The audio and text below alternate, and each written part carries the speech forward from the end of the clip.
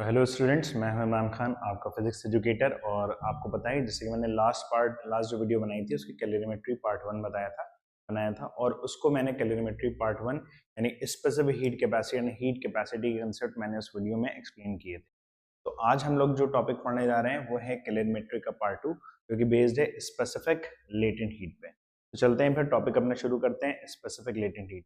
और मेरा एक रिकमेंडेशन है कि आप स्टूडेंट्स है कि आप हमारी वीडियोस से अगर घर पे पढ़ रहे हैं तो प्लीज़ आप जब पढ़ें तो अपनी बुक्स को साथ में लेकर पढ़ें। तो होगा क्या कि जैसे मान लीजिए फॉर सपोज मैंने लास्ट कैलोरीमेट्री पार्ट 1 में एक टॉपिक पढ़ा है स्पेसिफिक हीट कैपेसिटी, और मैंने उसके कुछ की फैक्टर्स आपको बताए। तो आप बुक खोल कर रखें उसको। जब मैं की फैक्टर्स को एक्सप्लेन कर दूं तो आप उस वीडियो को फिर पॉज कर दें, और पॉज करने के बाद उन की फैक्टर्स को दोबारा बुक से देखें और पढ़ें और चीज़ को समझें, एंड देन वीडियो को दोबारा प्ले करके आगे बढ़ें। तो इस तरीके करने से आपके टॉपिक साथ ही साथ क्लियर होते जाएंगे।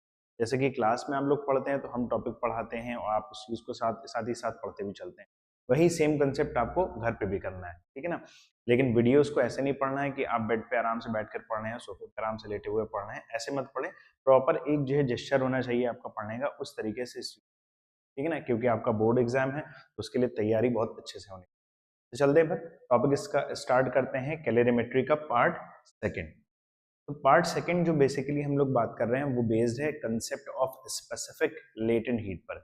और स्पेसिफिक लेटेंट हीट का कंसेप्ट समझने से पहले हमें यह समझना जरूरी है कि चेंज ऑफ फेज क्या होता है, या फिर इसको हम चेंज ऑफ स्टेट बोलते हैं, वो भी क्या होता है। अच्छा, अगर मैं ये कहूँ कि आपके पास आइस है and it is at -10 degree Celsius, जो आइस है आपके पास वो -10 डिग्री सेल्सियस पर है, ठीक है ना। इस आइस को आपको स्टीम में कन्वर्ट करना है। तो अगर इस आइस को स्टीम में कन्वर्ट करना होगा तो डायरेक्टली तो आप इस आइस को -10 से स्टीम में कन्वर्ट नहीं कर दोगे। पहले आपको इस आइस को लेके जाना पड़ेगा इसके मेल्टिंग पॉइंट पे। तो चलते हैं इसको इसके मेल्टिंग पॉइंट पे लेकर चलते हैं। तो फॉर सपोज मैंने कुछ हीट एनर्जी दी, और हीट एनर्जी देने के बाद ये आइस पहुंच गया अपने मेल्टिंग पॉइंट पर। अब जब आइस को आप वाटर में कन्वर्ट करने वाले आइस को जब आप वाटर में कन्वर्ट करने वाले हो तो टेम्परेचर क्या रहता है, कांस्टेंट रहता है। टेम्परेचर में कोई भी चेंज नहीं आएगा। ध्यान रखें, जब भी आइस टू वाटर कन्वर्ट हो रहा है यानी स्टेट चेंज हो रही है तो टेम्परेचर क्या रहेगा, कांस्टेंट रहेगा। यानी आइस मेल्ट होगा 0 पर और कन्वर्ट हो जाएगा वाटर 0। उसके बाद वाटर को फिर मुझे स्टीम में कन्वर्ट करना है, तो वाटर को लेके जाना पड़ेगा उसके बॉइलिंग पॉइंट पे। तो वाटर का बॉइलिंग पॉइंट कितना होता है, 100 डिग्री सेल्सियस होता है। और फिर जब मैं वाटर को स्टीम में कन्वर्ट करूंगा तो फिर से यहाँ पर देखें, एक बार फिर से स्टेट में चेंज आ रहा है। वाटर यानी लिक्विड अब स्टीम में चेंज हो रहा है गैस स्टेट में, तो टेम्परेचर फिर से क्या हो जाएगा, कॉन्स्टेंट हो जाएगा। तो आप यहाँ पर देख रहे होंगे दो चीजें हमें हमारे पास यहाँ से निकल कर आ रही हैं कि जब वाटर स्टीम में कन्वर्ट हो रहा है या आइस वाटर में कन्वर्ट हो रही है तो टेम्परेचर इस पर्टिकुलर फेज में क्या हो रहा है, कांस्टेंट रह रहा है, ठीक है ना। तो जब भी सब्सटेंस की स्टेट में चेंज आता है तो टेम्परेचर क्या रहता है, कांस्टेंट रहता है। इसी फिनोमेना को हम बोलते हैं चेंज ऑफ फेज या फिर चेंज ऑफ स्टेट बोलते हैं, ठीक है ना। यानी अगर आइस वाटर में चेंज हो रहा है या वाटर आइस में चेंज हो रहा है या वाटर स्टीम में चेंज हो रहा हो या स्टीम वाटर में चेंज हो रहा हो तो टेम्परेचर क्या रहेगा, कांस्टेंट रहेगा। ऐसे फिनोमेना को हम बोलते हैं चेंज ऑफ फेज या फिर चेंज ऑफ स्टेट। तो मैंने यहाँ पर इस डायग्राम में आप देखें कुछ चेंजेस ऑफ मैटर भी मैंने देखे, जैसे सॉलिड का गैस में चेंज होना है, गैस का सॉलिड, ये सभी प्रोसेस में क्या हो रहा है, स्टेट में चेंज आ रहा है, ठीक है ना। हम solid to gas, gas to solid की बात नहीं करें, मेनली हम सॉलिड टू लिक्विड या लिक्विड टू सॉलिड या लिक्विड टू गैस या गैस टू लिक्विड के बारे में बात कर रहे हैं। तो इन चेंजेस में क्या होता है कि टेम्परेचर सिस्टम का क्या रहता है, कांस्टेंट रहता है। इसलिए इस प्रोसेस को हम क्या बोलते हैं, चेंज ऑफ फेज बोलते हैं। अब कुछ लोग कहते हैं कि सर आप हीट एनर्जी तो दे रहे हैं, और आप कह रहे हैं हीट एनर्जी देने पर, आपने जैसा कि प्रीवियस क्लास में बताया था हम लोग को, हीट एनर्जी टेम्परेचर पर डिपेंड करती है। यानी आप हीट एनर्जी सब्सटेंस को देंगे तो टेम्परेचर में चेंज आएगा, ठीक है ना। लेकिन यहाँ पर आप कह रहे हैं कि आइस को आप हीट एनर्जी दे रहे हैं वाटर में कन्वर्ट करने के लिए, लेकिन टेम्परेचर में चेंज नहीं आ रहा है। तो यहाँ पर भी बिल्कुल ये बात परफेक्टली ट्रू है, ठीक है ना, कि आप इस बात को समझे कि जब भी स्टेट चेंज होती है तो टेम्परेचर क्या रहता है, कांस्टेंट रहता है। मुझसे फिर स्टूडेंट्स कहते हैं कि सर ये बताइए आपने जो हीट एनर्जी दी वो जा कहाँ रही है। ध्यान रखेंगे, जो हीट एनर्जी है वो अब सिस्टम की काइनेटिक एनर्जी नहीं बढ़ा रही है, अब वो पोटेंशियल एनर्जी के फॉर्म में स्टोर हो रही है और पोटेंशियल एनर्जी को इंक्रीज कर रही है। देखिए, जब आप हीट एनर्जी देते हैं टेम्परेचर में राइज आता है तो ये ध्यान रखिए काइनेटिक एनर्जी बढ़, लेकिन जब आप हीट एनर्जी दे रहे हैं टेम्परेचर में चेंज नहीं आ रहा है तो इसका मतलब पोटेंशियल एनर्जी में इंक्रीमेंट आ रहा है, ठीक है ना। तो entire heat energy ice to water या वाटर टू आइस में हीट एनर्जी से पोटेंशियल एनर्जी को बढ़ा रही है घटा रही है, सेम मैनर में यहाँ पर भी ऐसा ही हो रहा है। तो इसका मतलब इस आर्टिकल में एक पॉइंट ये निकल कर आ गया कि हीट एनर्जी टेम्परेचर पर डिपेंड नहीं कर रही है।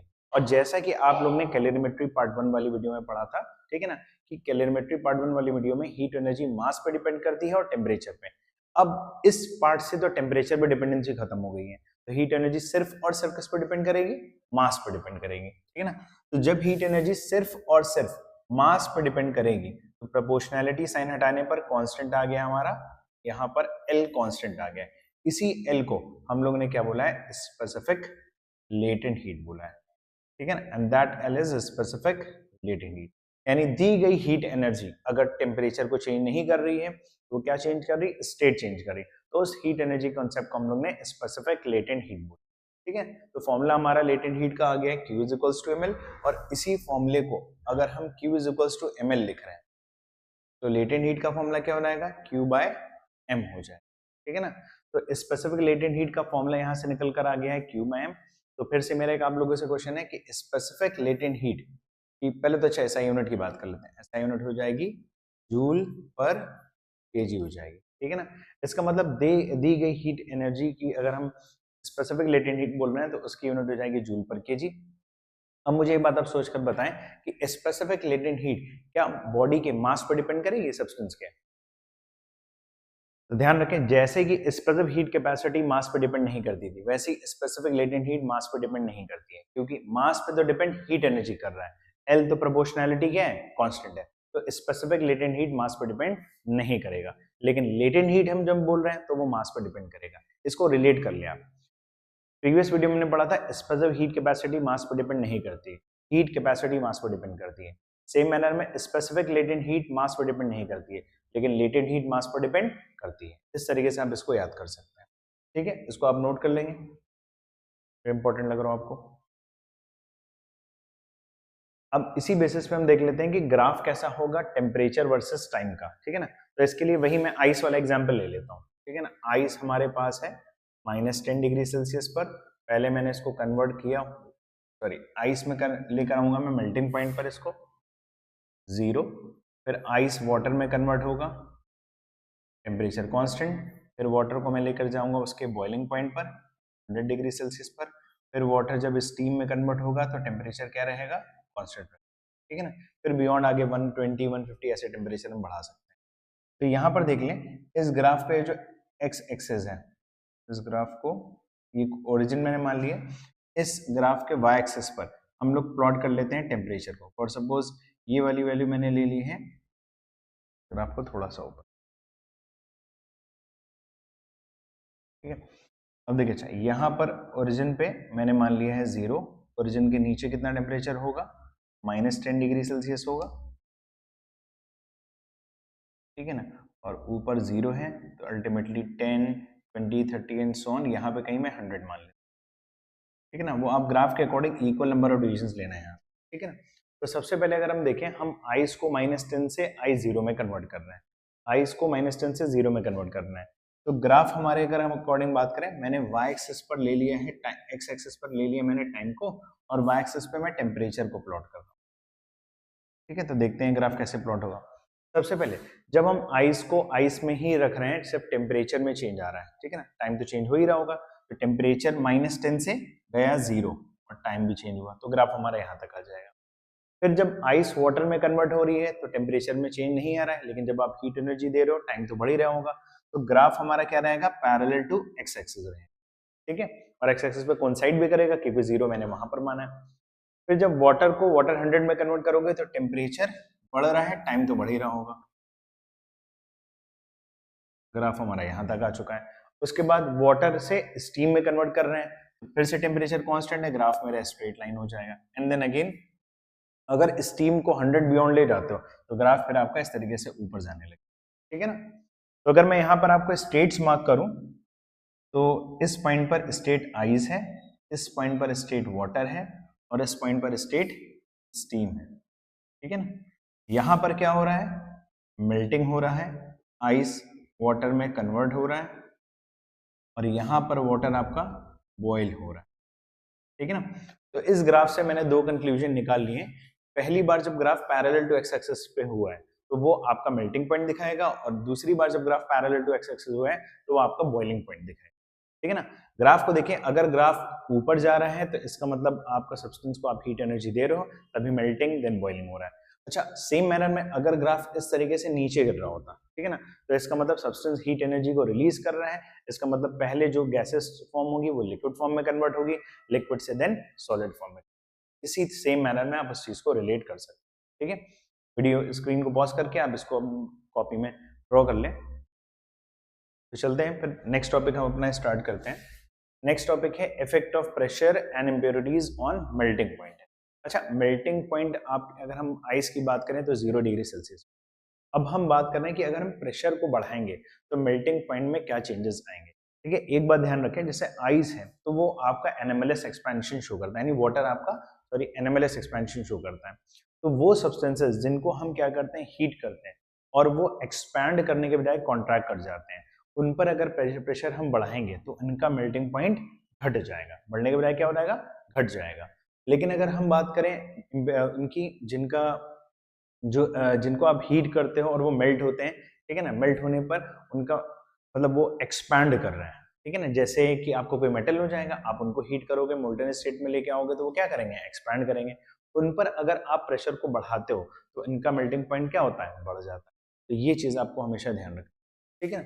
अच्छा, इम्प्योरिटीज के कंसेप्ट से अगर हम बात करें तो जैसे आपको पता होगा कि इम्प्योरिटी हम अगर आइस में ऐड करते हैं तो आइस का मेल्टिंग पॉइंट घट जाता है, यानी अब आइस जो होगी आपकी देर में मेल्ट होगी, ठीक है ना। सेम मैंने यही एक मैकेनिज्म आपने देखा है कि कुल्फी वाले को, कि जब वो कुल्फी को फ्रीज करता है तो फ्रीज करने के लिए उसको एक आइस के जो है घड़े में रखता है, और उस आइस के घड़े में मतलब उसने काफी सारी आइस रख दी है, उस आइस पर क्या होता है, उसने क्या डाल दिया, काफी सारे सॉल्ट्स डाल दिए। अच्छा, सॉल्ट्स डालना मतलब इम्प्योरिटी ऐड करना, तो इम्प्योरिटी ऐड करने से मेल्टिंग पॉइंट जो होगा आइस का 0 था, अब वो घट गया, यानी और नेगेटिव में पहुंच गया।